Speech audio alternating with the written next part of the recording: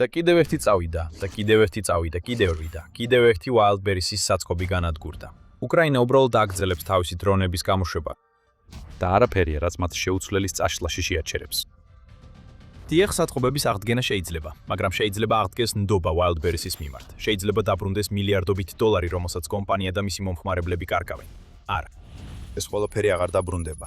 იგივე შეგვიძლია ვთქვათ ყველაფერზე, რაც საწყობში იყო. გიგანტურმა ცეცხლის ბურთმა კიდევ ერთი Wildberries-ის ობიექტი მოიცვა და პრობლემები იმ კომპანიის, რომელიც თავს ისე აჩვენებდა თითქოს პუტინის შეჭრაში ჩართული არ იყო, კვლავ გრძელდება.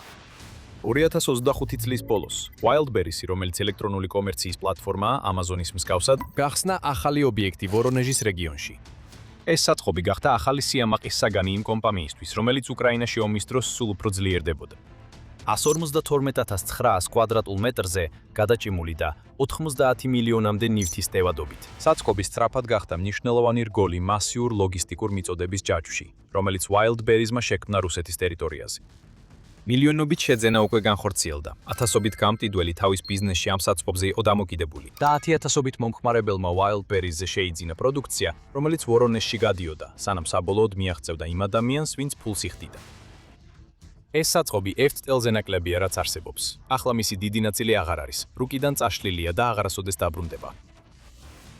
11 აგვისტოს კიევის პოსტმა გაავრცელა ინფორმაცია, რომ უკრაინის დრონების ოპერატორებმა დრონით დაარტყეს Wildberries-ის ახალ ვორონეჟის საწყობებს, რამაც უზარმაზარი ხანძარი გამოიწვია. საწყობის თითქმის მეოთხედზე ცოტა ნაკლები ცეცხლში გაეხვა, რადგან ალი გავრცელდა 36,000 კვადრატულ მეტრ საწყობის ფართობზე, სანამ მეხანძრეები ხანძრის ჩაქრობას შეძლებდნენ. საწყობის ფართობის გარდა Wildberries-მა დაკარგა ათასობით, შესაძლოა მილიონობით პროდუქტი, რომის დაცვასაც მისი გამყიდველები ელოდნენ და რომის მიღებასაც მყიდველები სავარაუდოდ ელოდნენ. ვორონეჟის რეგიონის გუბერნატორმა ალექსანდრე გუშევმა დაადასტურა დარტყმა Telegram-ის პოსტში. თუმცა ასე თუ ისე, განაცხადა, რომ უკრაინამ ოლქში 15 დრონის ტალღა გაუშვა. გუშევი ცდილობდა, რაც შეიძლება ბუნდოვნად ეთქვა. სავარაუდოდ სასუწარკვეთილი ცდილობდა დაემალა ის ფაქტი, რომ უკრაინამ კიდევ ერთი წარმატებული დარტყმა განახორციელა რუსეთის Amazon-ის ანალოგზე. დამხობილი უპილოტო აპარატების ნამსხვრევებმა ცეცხლი გაუჩინა ორ საწყობს, რომლებიც ერთ დიდ კომპანიას ეკუთვნის. ერთ ობიექტზე ხანძარი 16,000 კვადრატულ მეტრ ფართობზე იყო შეზღუდული, ხოლო მეორე ობიექტზე მეხანძრეები 20,000 კვადრატულ მეტრზე გავრცელებულ ხანძარს ებრძვიან, განაცხადა გუშევმა. ეს საინტერესო დეტალია. ჩანს, რომ Wildberries-ის ვორონეჟის ობიექტზე ხანძარი ორ ადგილას გაჩნდა, რაც ნიშნავს, რომ უკრაინის მინიმუმ ორ უპილოტო აპარატს რუსეთის საჰაერო თავდაცვა ვერ შეაჩერა. ეს დამამცირებელია. ეს გვიჩვენებს, რომ ვორონეჟში არსებული ნებისმიერი თავდაცვა ვერ იცავს მთელ საწყობს. და სანამ დაგვაუცდება, გუშევმა კიდევ ერთხელ გამოიყენა ძველი სანდო რუსების საყვარელი საბაბი. ზიანი არ მიუყენებია უკრაინის დრონებს. ეს იყო იმ დრონების ნამსხვრევები, რომლებიც ზუსტად იმ ადგილას დაეცა, სადაც უკრაინა სურდა რომ დაეშვა. მას შემდეგ, რაც რუსეთის გმირულმა საჰაერო თავდაცვამ ისინი გაანადგურა. რა თქმა უნდა, სრული აბსურდია. 6 საფეხბურთო მოედნის ზომის ხანძარი რამდენიმე დრონის ნამსხვრევით არ ჩნდება. ასეთი ხანძარი მაშინ ჩნდება, როცა დრონი პირდაპირ მიზანში ხვდება და ფეთქებად ძალას მთელ სამიზნეზე ავრცელებს. გარდა იმისა, რომ უკრაინის დრონებს დამსახურებულ აღიარებას არ აძლევს, გუშევმა სცადა მიზნის დაფარვა და მხოლოდ ორ საწყობს ახსენა ბუნდოვნად, ნაცვლად იმისა, რომ Wildberries-ი დაესახელებინა. რაც არ უნდა მცდელობა ყოფილიყო ამის დასამალად, დიდხანს არ გაგრძელებულა. როგორც უკრაინამ, ასევე თავად Wildberries-მა დაადასტურეს, რომ სწორედ Wildberries-ის ვორონეჟის ობიექტი გახდა უკრაინის შორი მოქმედების სანქციების ბოლო მსხვერპლი. კომპანიის ლოგისტიკური ობიექტები ვორონეჟის რეგიონში ევაკუირებულია უსაფრთხოების მოთხოვნების შესაბამისად, ნათქვამია Wildberries-ის ოფიციალურ პრეს-რელიზში, რომელიც Telegram-ზე გამოქვეყნდა. ევაკუაცია საჭირო არ არის, თუ თქვენი საწყობი არ იწვის. Wildberries-მა მოგვიანებით დაადასტურა, რომ ადგილზე მეხანძრეები იმყოფებოდნენ და განაცხადა, რომ ვორონეჟის ობიექტში შენახული საქონლის უმეტესობა დაუზიანებელი დარჩა. ფიქრობთ, ტექნიკურად ეს მართალია. უკრაინამ ობიექტის დაახლოებით 25% გაანადგურა, ასე რომ საქონლის 75% გადარჩა, რადგან მათ არ მოხვდათ. დანარჩენი იწვის. და თუ უკრაინას ვიცნობთ, როგორც ჩანს, სავარაუდოა, რომ კიდევ ერთი დარტყმა იქნება, რათა კიდევ მეტი გაანადგურა. უკრაინის უპილოტო სისტემების ძალების მეთაური რობერტ ბროუდი ცოტა უფრო აღფრთოვანებული იყო, როცა დაადასტურა, რომ უკრაინამ DJ ხალიდივით კიდევ ერთი წარმატება მოიპოვა. ბოლო ტვირთი წასულია. სვოს მომარაგებლის ბედის ირონია ისაა, რომ ძალიან აალებადი კინეტიკური ქრიშა თავისუფლების მოყვარე უკრაინულმა დრონმა ბოლო ტვირთად მიაწოდა Wildberries-ის ახალ ლოგისტიკურ ჰაბს ვორონეჟში. სამსახურში დაიწვა, განაცხადა ბროუდიმ. მას სიტყვების საოცარი უნარი აქვს და თუ ამის შემდეგ კიდევ რაიმე ეჭვი დარჩებოდა, ყველაფერი გაქრა, როცა კადრები გამოჩნდა. ცეცხლი და უზარმაზარი ყვამლის სვეტები რამდენიმე ვიდეოშია დაფიქსირებული, რაც უკრაინის დარტყმის მასშტაბებს ნათლად აჩვენებს. Silanova Plus კი ვიდეო აქვს, სადაც კადრები სხვადასხვა კუთხიდანაა გადაღებული და უზარმაზარი ხანძარი, რომელიც მთელი ღამე იწოდა ჩანს. კიდევ ერთხელ ვიმეორებთ, გუშევ, ეს დრონის ნამსხვრევების გამო არ ხდება. ამაზე რუსეთის ტყუილებს აღარავინ იჯერებს. უკრაინა ნელ-ნელა აგროვებს ამ ველურ კენკრას და 10 აგვისტოს, ღამეს, 11-ში, გადასვლით დიდი დარტყმა მიატენა. კიევ-პოსტის ინფორმაციით, ვორონეჟის ობიექტის აშენება რუსეთს 120 მილიონი დოლარი დაუჯდა. თუ მისი მეოთხედი ცეცხლში დაიწვა, ეს ნიშნავს, რომ აღდგენისთვის დაახლოებით 30 მილიონი დოლარი დასჭირდებათ. არც თუ სასურველი მდგომარეობაა კომპანიისთვის, რომელმაც უკვე მილიარდები დაკარგა უკრაინის თავდასხმების შედეგად, რაზეც მალე ვისაუბრებთ. პირველ რიგში და როგორც ალბათ მივხვდით, უკრაინა ერთი Wildberries-ის საწობით არ დაკმაყოფილდა. დღესდღეობით იშვიათად ნახავთ უკრაინის ერთჯერად დარტყმას. როდის ინფორმაციით უპილოტო სისტემების ძალების დრონებმა ღამის განმავლობაში 43 სხვადასხვა ობიექტი მოინახულეს. მათ შორის იყო Buk M3-ის საჰაერო თავდაცვის სისტემა, რომლის განადგურებაც კიდევ ერთ ხვრელს ხსნის, რომელსაც უკრაინის დრონები მომავალში გამოიყენებენ. უკრაინამ ასევე გაანადგურა ენერგეტიკული ჰაბები ბერდიანსკსა და მარიუპოლში. Pravda აცხადებს ასევე მშრალი ტვირთმზიდი გემი, რომელსაც შავი ზღვის ოპერაციებში რუსეთის ჩრდილოვანი ფლოტი იყენებდა. სამხედრო და ენერგეტიკული ობიექტებიც დაიბომბა ყირიმში, რაც აგრძელებს უკრაინის კამპანიას ნახევარკუნძულის იზოლაციისთვის. და კიდევ ერთი რამ არის. დიახ, უკრაინის დრონებმა კიდევ ერთი რუსეთის ნავთობგადამამუშავებელი ქარხანა დააზიანეს. როდესაც ვორონეჟში Wildberries-ის საწყობები იწვის, იგივე ხდებოდა ორსკის ოსკნეპტიორგ სინთეზის ქარხანაში რუსეთის ორენბურგის რეგიონში. ეს ნავთობგადამამუშავებელი ქარხანა, რომელიც ფრონტის ხაზიდან დაახლოებით 1500 კილომეტრში მდებარეობს, რეგიონში ერთ-ერთი უმსხვილესია და უკრაინის თქმით, რუსეთის საწვავისა და ენერგეტიკის სექტორისთვის მნიშვნელოვანი საწარმოა. ჩვენ შეგვიძლია დავინახოთ, რამდენად მნიშვნელოვანია ეს იმ მონაცემებიდან, რომელსაც New Voice of Ukraine არცელებს. ოსკნეპტიორგ სინთეზი რუსეთის უმსხვილეს ნავთობგადამამუშავებელ ქარხანებს არ მიეკუთვნება, მაგრამ ეს არ ნიშნავს, რომ ეს ობიექტი პატარა. მისი გადამამუშავებელი სიმძლავრე წელიწადში დაახლოებით 6 მილიონ ტონ ნედლ ნავთობს შეადგენს, რომელსაც სხვადასხვა პროდუქტად გარდაქმნის, მათ შორის საწვავად ზეთად, ბიტუმინად და ავიაციის საწვავად. ქარხანაზე მიყენებული ზიანის მასშტაბები ჯერ კიდევ შეფასების პროცესშია, თუმცა უკრაინის გენერალური შტაბის ინფორმაციით, თავდასხმამ ხანძარი გამოიწვია, ასე რომ კიდევ ერთი ნავთობგადამამუშავებელი ქარხანაა დაზიანებული. როგორც ჩანს, უკრაინა არ აჩვენებს შენელების ნიშნებს ასეთი ტიპის დარტყმებზე, მას შემდეგ რაც 2026 წლის პირველ ნახევარში მისმა დრონებმა ნავთობგადამამუშავებელ ქარხნებზე მინიმუმ 194 ჯერ მიაღწიეს მიზანს. შესაძლოა წლის მეორე ნახევრის მიზანი იყოს 6 თვეში 200 დარტყმის გადალახვა. და ოსკნეპტიორგ სინთეზი უბრალოდ კიდევ ერთი მსხვერპლია. მაინც კიდევ ერთი Wildberries-ის საწყობის ფერფლად ქცევა გახდა ღამის დარტყმების მთავარი სიახლე.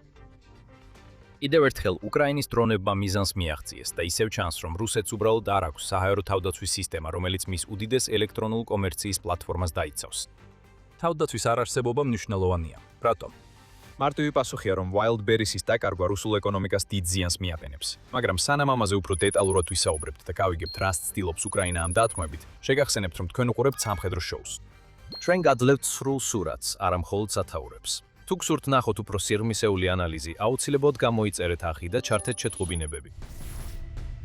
ვინც ბოლო რამდენიმე კვირის განმავლობაში თვალს ადევნებდა იმას, თუ რას აკეთებდა უკრაინა თავისი შორი მოქმედების დარტყმებით, იცის, რომ ვორონეჟის ობიექტი, რომელსაც უკრაინამ დაარტყა, შორს არის პირველი Wildberries-ის აქტივისგან, რომელიც მიზანში ამოიღეს. სინამდვილეში ის ამ სიაში საკმაოდ ქვემოთაა. 3 აგვისტოსთვის უკრაინამ უკვე დაარტყა Wildberries-ის 14 საწყობს. 17 დღიანი კამპანიის განმავლობაში, რაც ითვლება, რომ კომპანიას დაუჯდა 1.5 მილიონი კვადრატული მეტრი იმ 5.6 მილიონიდან, რაც მას საწყობებში აქვს. ეს ინფორმაცია რუსულ გამოცემა ვესტკაზე დაღკრნობითაა, რომელიც ასევე აღნიშნავს, რომ უკრაინამ ეს კამპანია ხმაურიანად დაიწყო. ის მიზანში ამოიღო Wildberries-ის საწყობი ელექტროსტალში, რომელიც მოსკოვის რეგიონში მდებარეობს და ამით ორმაგი დარტყმა მიაყენა. 250,000 კვადრატული მეტრის ობიექტი მთლიანად დაიწვა. მაგრამ უკრაინამ პუტინს გაუგზავნა მესიჯი, რომ მისი დრონები დარტყმებს ახორციელებენ რუსეთის ყველაზე დაცულ რეგიონშიც. მეტი დარტყმა მოჰყვა. მათგან 8 შემთხვევაში უკრაინამ დაარტყა საწყობებს, რომელთა ფართობი 100,000 კვადრატულ მეტრზე მეტი იყო. მათ შორის ობიექტებს ვლადიმირში, რიაზანში, სამარაში, პენზაში, ტამბოვში, სტავროპოლში, კრასნოდარში და სანქტ-პეტერბურგში. ეხლა შეგიძლიათ ვორონეჟიც დაამატოთ ამ სიას. უკრაინამ აგვისტოს მესამე რიცხვამდე ასევე დაარტყა Wildberries-ის 5 პატარა საწყობს. რაც კომპანიას აჩვენებს, რომ უკრაინა არ შეიკავებს თავს მის მიერ მართულ თითქოს ნაკლებად მნიშვნელოვან ობიექტებზეც კი. ვორონეჟში დარტყმის მცდელობაც კი უკვე ყოფილა, თუმცა უკრაინის დრონებმა მხოლოდ სახურავის დაზიანება შეძლეს. ამჯერად კი უკრაინამ თავისი შეტევა შედეგიანად აქცია. ამ დარტყმების სერიის შედეგად ფინანსური დანაკარგები უზარმაზარია. გამოცემა ბელის მიხედვით, საწყობების განადგურებით გამოწვეული ზარალი უკვე $3 მილიარდ მეტია შეფასებული და მას შემდეგ ეს ზარალი კიდევ უფრო გაიზარდა. ამ დანაკარგების ძირითადი ტვირთი გამყიდველებმა იტვირთეს, თუმცა Wildberries აშკარად კარგავს იმ პროცენტს, რომელსაც თითოეული პროდუქტის გაკიდვიდან იღებს, როცა ეს პროდუქტები მთლიანად იწვის. ყველი წერს, რომ Wildberries თავისი საქონლის დაახლოებით 10%-ს თავად ყიდის, ხოლო დანარჩენი 90% შეძენილია გამყიდველების მიერ, რომლებიც შემდეგ ამ პროდუქტებს Wildberries პლატფორმის საშუალებით მომხმარებლებზე ყიდიან. ამ გამყიდველებს დიდად არ უმართლებთ Wildberries-ისგან ფულის დაბრუნებაში. კომპანიამ რამდენჯერმე განაცხადა, რომ არ აქვს ვალდებულება აუნაზღაუროს გამყიდველებს ის დანაკარგები, რომლებიც უკრაინის დრონების თავდასხმების შედეგად განიცადეს. საინტერესოა, რომ არსებობს მინიშნებაც კი თითქოს Wildberries-მა წინასწარ ივარაუდა მსგავსი რამ და მოემზადა ამისთვის, სანამ უკრაინა კომპანიის საწყობებზე თავდასხმას დაიწყებდა. ერთ ივლისს Moscow Times-მა გაავრცელა ინფორმაცია, რომ კომპანიამ განაახლა პარტნიორული შეთანხმება გამყიდველებთან და ამოიღო ნებისმიერი ფინანსური პასუხისმგებლობა იმ საქონელზე, რომელიც რაკეტების დარტყმის, დრონების თავდასხმის ან სამოქალაქო არეულობის შედეგად დაიკარგება ან დაზიანდება. ეს ახალი შეთანხმება ძალაში შევიდა 7 ივლისს. ერთად სხვა ახალ წესთან, რომლის მიხედვითაც კომპანიამ გარკვეულ პროდუქტის ხაზებზე მოაჭრეების საკომისიო 20%-მდე გაზარდა. Wildberries-მა ეს გადაწყვეტილება თანდართულ განცხადებაში ასე ახსნა. მიმდინარე ეკონომიკური მდგომარეობა, განსაკუთრებით საწვავის ფასების მნიშვნელოვანი ზრდა და შედეგად ლოგისტიკური ხარჯების მატება პირდაპირ აისახება ოპერაციულ ხარჯებზე. თუმცა ამ ყველაფრის დრო ძალიან საეჭვოა. ამ განახლებების შემდეგ მხოლოდ რამდენიმე კვირა გავიდა, როცა უკრაინის დრონებმა დაიწყეს თავდასხმები. თუ შეთქმულების თეორიებისკენ ვიხებოდით, ვიტყოდით, რომ Wildberries-მა იცოდა რაღაც რომ მოხდებოდა, ალბათ კრემლთან კავშირების და ამ კავშირებიდან მიღებული ინფორმაციის გამო. ამიტომ Wildberries-მა მოიშორა ნებისმიერი კომპენსაციის ვალდებულება რაც ჰქონდა და ეცადა რაც შეიძლება მეტი ფული გამოეწურა თავისი გამყიდველებისგან, სანამ მისი ყველა საწყობი ნგრევას დაიწყებდა. ეხლა არც ერთი მომწოდებელი აღარ იღებს თავის ფულს იმ პროდუქტებისთვის, რაც დაკარგა. ეს შეიძლება Wildberries დაუწოს უფრო დაუყოვნებელი ფინანსური ზარალისგან, მაგრამ ეს ნამდვილად არ არის კარგი გრძელვადიანი სტრატეგია.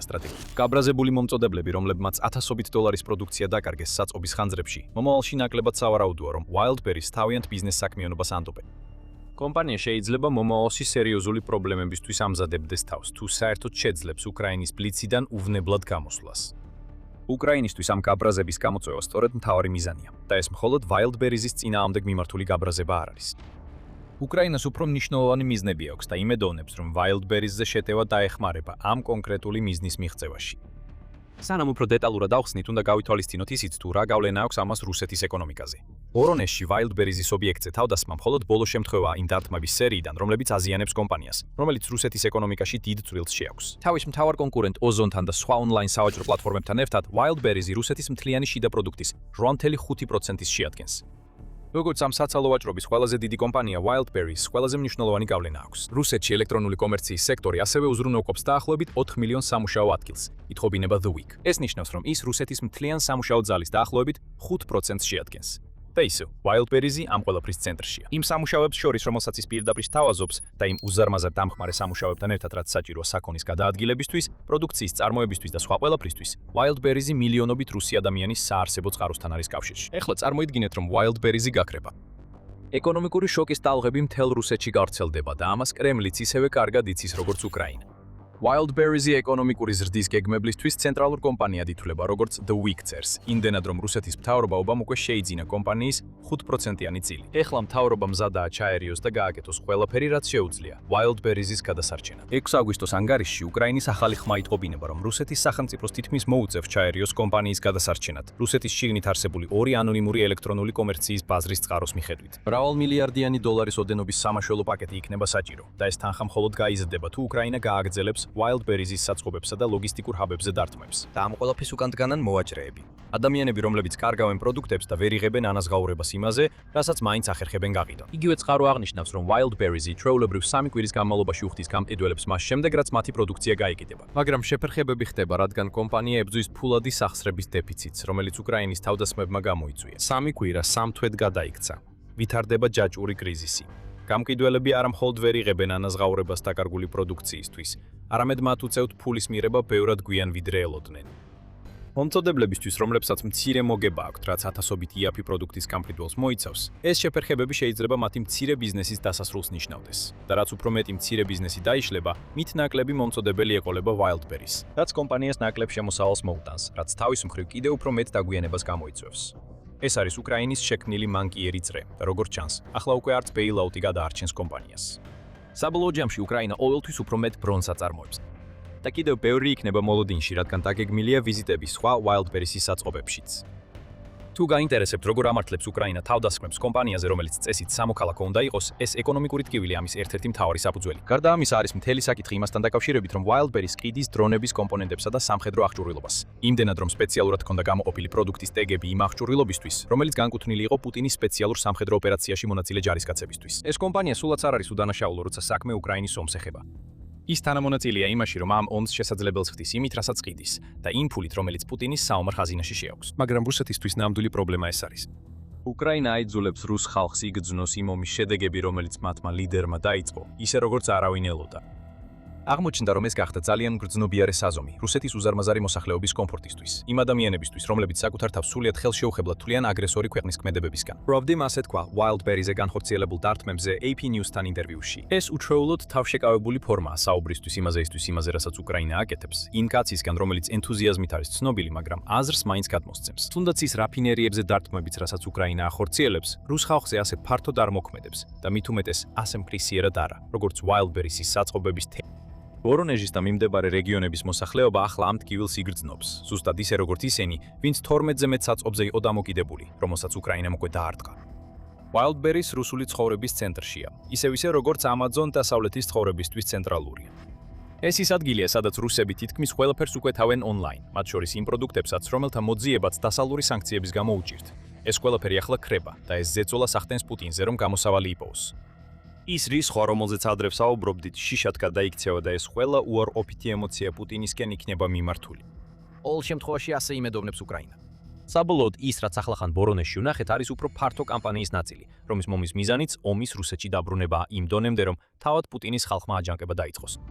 უკრაინა მიიჩნევს, რომ ეს მიდგომა საბოლოოდ პუტინს მოლაპარაკების მაგიდასთან დააბრუნებს. არა იმიტომ, რომ მას ასე უნდა, არამედ იმიტომ, რომ სხვა გზა არ ექნება.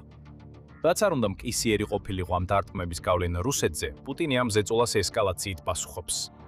ეს მისი ჩვეულებრივი ქმედებაა და ეს იმის ნიშანია, რომ რუსეთის ლიდერი სასოწარკვეთილებაშია. უკრაინის პრეზიდენტმა ვოლოდიმირ ზელენსკიმ 10 აგვისტოს განაცხადა, რომ რუსეთი პირდაპირ ქუჩიდან იტაცებს ადამიანებს, რათა ძალით აიძულოს ისინი რუსეთის არმიაში ჩაწერას.